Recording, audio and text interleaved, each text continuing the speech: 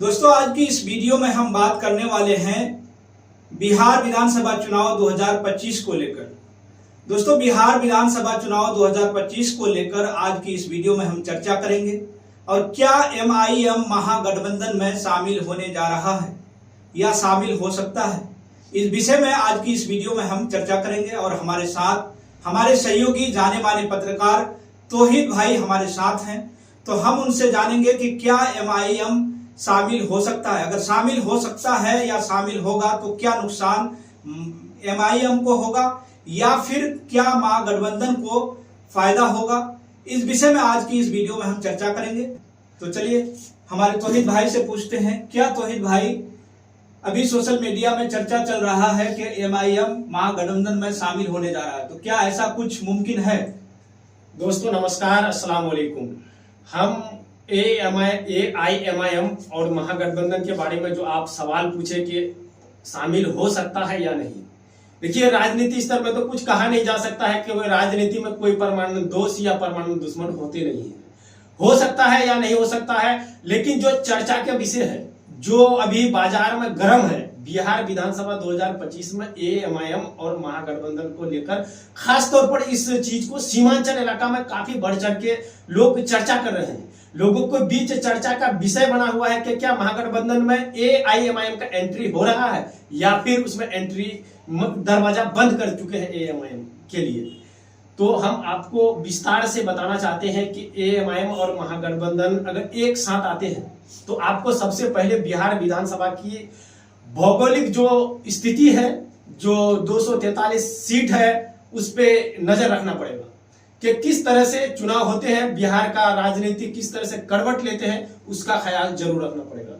तो खास तौर पर अगर एएमआईएम के बारे में कहा जाए तो सीमांचल इलाका में एएमआईएम पार्टी का पिछले विधानसभा चुनाव में जबरदस्त पकड़ देखा गया था, काफी सीटों पर प्रभावित किया था और निर्णायक 5 सीट निकालने में सक्षम हुए थे। ये खास तौर पर महागठबंधन के सभी के दिमाग में खटकते हैं, क्या इस बार फिर महागठबंधन उसी तरह से महागठबंधन को नुकसान पहुंचाने वाले हैं।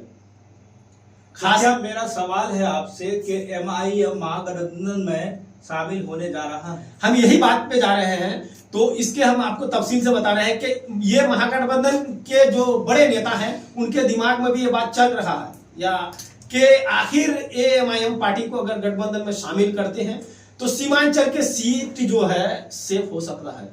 लेकिन फिर आ जाते हैं 243 सीट के बाद, तो वहां एक बार तेजस्वी यादव संकोच कर सकते हैं, करते हैं, ये हम दावा नहीं करते हैं, लेकिन कर सकते हैं, क्योंकि बिहार विधानसभा में 243 सीट है और सीमांचल इलाका में खास तौर पर एएमआईएम की पकड़ वाले सीट लगभग 30 से 35 हो सकता है।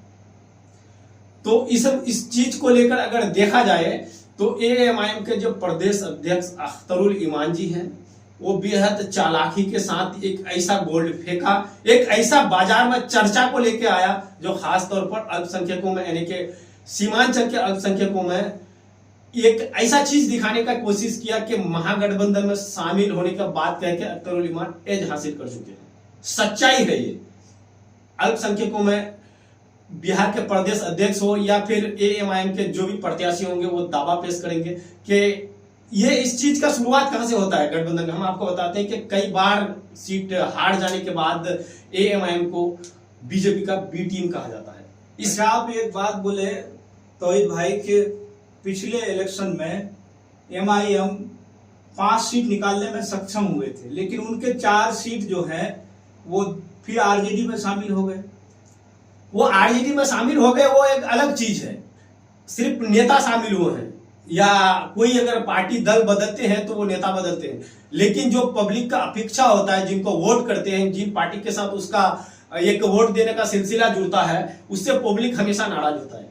चाहे वो कोई भी नेता अगर दूसरे पार्टी में टूट के जाता है तो उसके वोट बैंक खिसकते हैं, नेता का, पार्टी का नहीं। क्योंकि जो एक बार पार्टी को पसंद किया, अगर वहां आप काम नहीं किए, आप काम नहीं कर पाए, आप 5 साल का इंतजार किए, तो वो अलग मसला है। हम लोग बात कर रहे हैं महागठबंधन में शामिल होने के विषय में। तो महागठबंधन, हम वही बता रहे थे कि इस 30-35 सीटों में एमआईएम फिर एक बार निर्णायक भूमिका में रहेंगे। अगर गठबंधन में आते हैं तो सॉलिड जीत भी हो सकता है, अगर गठबंधन में नहीं आते हैं तो कई पार्टियों को नुकसान भी उठाना पड़ सकता है। क्योंकि आप अगर बिहार की चुनाव की स्थिति को देखेंगे तो एक खास तौर पर महागठबंधन के आरजेडी यानी कि राष्ट्रीय जनता दल वो एएमआई समीकरण पे चलते हैं। राष्ट्रीय जनता दल को जो मेन वोट करते हैं, जो सबसे ज्यादा आबादी है वो है मुस्लिम और यादव यानी कि एमवाई समीकरण लोग समझते हैं और कई बार विपक्ष लोग बोलते भी हैं, जो कि हालांकि तेजस्वी यादव कई बार कहे कि सबके पार्टी है, सब लोग इसमें वोट करते हैं। कई नेता दूसरे दल से भी हैं, दूसरे बिरादरी से भी हैं एमवाई के अलावा। तो उस चीज पे हम लोग नहीं जाकर बात करते हैं कि आखिर फायदा क्या हो सकते हैं। तो इस 35 सीट पे सीधा फायदा होगा या हो सकते हैं, लेकिन 243 सीटों पर बात कहा नहीं जा सकता है। आप और एक सवाल पूछे, क्या महागठबंधन में एएमआईएम का एंट्री हो रहा है? तो मैं कहना चाहता हूं कि इस पे अभी तक सस्पेंशन बना हुआ है, लेकिन अगर मेरा अगर माने तो नहीं होने जा रहा। सूत्रों के हवाले से जो खबर मिले हैं उससे एआईएमआईएम का महागठबंधन में एंट्री नहीं हो रहा है। इसमें बाधाएं आ रहे हैं, इसमें परेशानी आ रहा है। कई दल इस चीज को लेकर नाराज हो जाते हैं, क्योंकि एक दल आरजेडी ही सिर्फ नहीं है, उसमें कई दल भागीदार है महागठबंधन में। माले हो या फिर कांग्रेस हो या फिर वीआईपी हो, कई सहयोगी है। तो वो लोग नहीं चाहते हैं कि एएमआईएम के एंट्री हो। लेकिन वहीं अगर आरजेडी की बात कहा जाए तो वोट बैंक को लेकर चिंता है, और एएमआईएम के एंट्री से ज्यादा उसको गुरेज नहीं हो सकता है, क्योंकि उनके पार्टी का जो बेसिस वोटर है वो एएमवाई है। तो उससे हो सकता है कि उसके मन में आए या विचार करे, लेकिन इस तरह से आरजेडी या फिर महागठबंधन की तरफ से कभी बात कहे नहीं गए कि हम शामिल होने जा रहे हैं या हम शामिल कर रहे हैं। लेकिन ये चालाकी था बिहार के प्रदेश एएमआईएम के बिहार प्रदेश अख्तरुल ईमान जी की, एक अल्पसंख्यकों को रुझाने वाला प्रस्ताव था ये। जिस तरह से प्रस्ताव दिया, और हम यही कह रहे थे कि बी टीम वाली जो बात आ जाते हैं, अब अख्तरुल ईमान साफ साफ कह पाएंगे कि हम बी टीम नहीं, हम बिहार में बीजेपी यानी कि भाजपा गठबंधन को हराने के लिए मजबूती से चुनाव लड़ना चाहते थे। लेकिन हम प्रस्ताव दिए कि गठबंधन में हमको शामिल करें, लेकिन आरजेडी वाले यानी कि महागठबंधन वाले नहीं किए। महागठबंधन वाले हमको शामिल नहीं किए। बाद में ये रोना ना पीटे कि हम एआईएमआईएम की वजह से चुनाव हारे, सरकार नहीं बना पाए। अगर आपको ऐसा लगता है तो अभी हमारे साथ गठबंधन कर लीजिए, नहीं तो हम दावा के साथ कहते हैं कि एएमआईएम पार्टी चुनाव लड़ेंगे और पूरा बिहार में 60 सीटों पर तैयारी है। 40 या 50 सीटों में चुनाव लड़ेंगे और 40-50 सीटों में अल्पसंख्यक की वोट एआईएमआईएम काटेंगे, ये निश्चित है। अगर गठबंधन हो जाते हैं तो ये 30 से 35 सीट एकदम सेफ हो जाएंगे। भाजपा को यहाँ चना चबवा देंगे और बेहद परेशान करेंगे, खासतौर पर सीमांचल इलाका में, क्योंकि यहाँ अल्पसंख्यकों की आबादी अच्छा खासा है। और ये 30.5 से 35 सीटों में अल्पसंख्यक जिधर जाते हैं, जिससे वोट करते हैं, उनका विधायक बन जाते हैं। तो अख्तरुल ईमान जी का ये चालाकी था कि हम वोट फेंक देते हैं, अल्पसंख्यक को समझाने में आसान होंगे और हमारा सीट भी निकलेंगे, और हमारे पे जो बीजेपी की बी टीम की बात कहे जाते हैं, हमको बाद में कह नहीं सकते, क्योंकि वो चेता दिए कि हमारे साथ गठबंधन करो, वरना आप चुनाव में नुकसान उठाने के लिए तैयार रहो, बाद में रोके कोई फायदा नहीं।